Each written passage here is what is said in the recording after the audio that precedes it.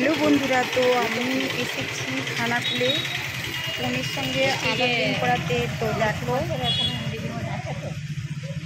হ্যাঁ, তো মন্দিরটা দেখো কত সুন্দর। টাকা তুললে হবে,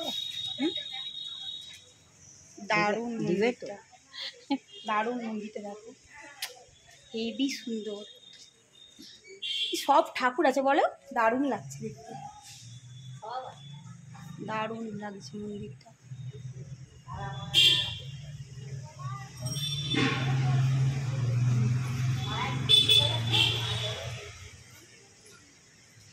মন্দিরটা কত সুন্দর।